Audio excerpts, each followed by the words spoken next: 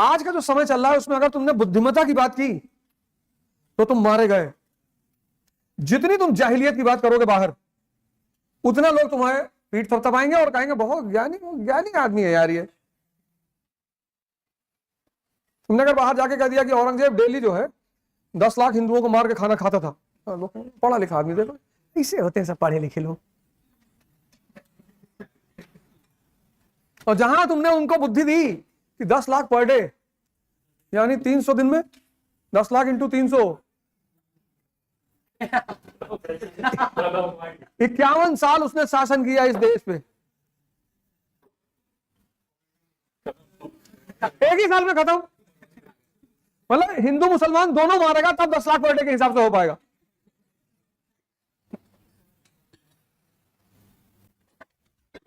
बाहर जाकर इस वक्त ये दौर वो नहीं है, ये रामचंद्र जी का दौर नहीं है, ये कृष्ण का दौर है। यहां जैसे ही द्रोणाचार्य हथियार रखेंगे वैसे ही मार के उड़ा देना है। तो किताब में लिखना कुछ और है। ये बहुत डेंजरस दौर चल रहा है और इस दौर की जिम्मेदार है इस देश की पब्लिक। अब इतनी जनसंख्या ये देश खिला नहीं सकता। कल रात में मैं क्लास ले रहा था, क्या किसी लड़के ने कहा सर इस देश के नेताओं के बारे में बोलिए। हमने कहा वो तो भगवान है, छुट्टे तो तुम हो, नेताओं की क्या गलती है? वोट तुमको देना है, उसमें नेता की क्या गलती है? उसको पता है कि अगर अभी वो आके पब्लिक से कहेगा स्कूल खुलवाऊंगा, तुम उसको वोट ही नहीं दोगे। जैसे वो जाति की बात करेगा तुम नाचने लगोगे, जीजा है हमारे, अच्छा।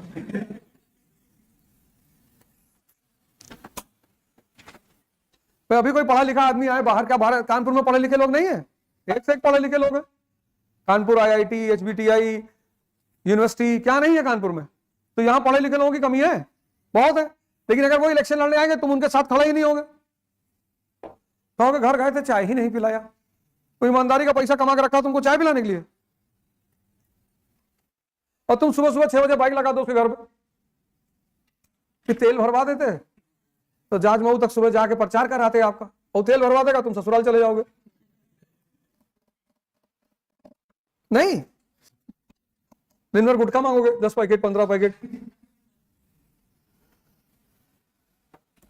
वो बेचारा जो कॉलेज का प्रोफेसर है, डॉक्टर है, वो कैसे इन चुनाव लड़ पाएगा यार? तो लड़ ही नहीं पाएगा। हाँ, तो मोदी की कैलकुलेशन बहुत आगे है ना। मोदी कैलकुलेशन तुम समझ जाओगे तो तुम्हारी फर्स्ट से भी फर्स्ट रैंक आएगी। मतलब तुम्हारी रैंक के आगे फर्स्ट प्लस ऊपर फर्स्ट लिखा जाएगा। कितना स्कीम दिया होगा उस आदमी ने सबको। सलाम है, सलाम। तुम पैदा हुए और तुमको पैदा होते ही अगर कहीं आइसोलेशन में छोड़ दिया था, आज तुमको पता थोड़ी होता कि तुम हिंदू हो कि मुसलमान हो कि कानपुर से हो कि इंडिया के हो। लेकिन समाज ने तुम्हारे ऊपर टैग लगाया पैदा होते ही। पहला टैग परिवार का, शुक्ला, एक टैग ये लगा। फिर दूसरा टैग लगा हिंदू, फिर तीसरा टैग लगा कानपुरिया, फिर चौथा टैग लगा यूपी, फिर पांचवा टैग लगा देश। ऐसे न जाने कितने टैग लगाए बैठे हो। अब समाज क्या करता है? किसी एक टैग पे पत्थर मारता है, इसे खींच के मारा, तुम तन मना जाते हो कि कानपुर के लोगों को उल्टा सीधा बोल रहा है। मिलना तुम्हें कुछ नहीं है, लेकिन देखो कैसे आत्मा फड़क जाती तुरंत। और इन सारे टैगों से बाहर निकलना वो हर आदमी की बस की बात नहीं है। कोई बहुत बिरला आदमी, तुम देखो तुम्हारे सामने अगर कोई पाकिस्तानी पड़ जाए तो तुम अनायास टेंशन में आ जाओगे बिना मतलब।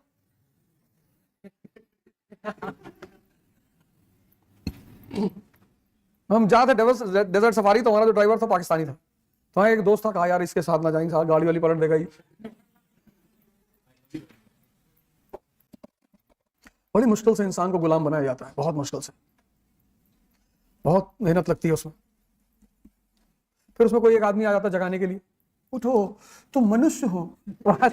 तुरंत सरकार को लगता है कि हमें उठाओ उठाओ उठाओ उसको, उठाओ, चार्ज लगाओ उसके ऊपर, लगाओ ठोको।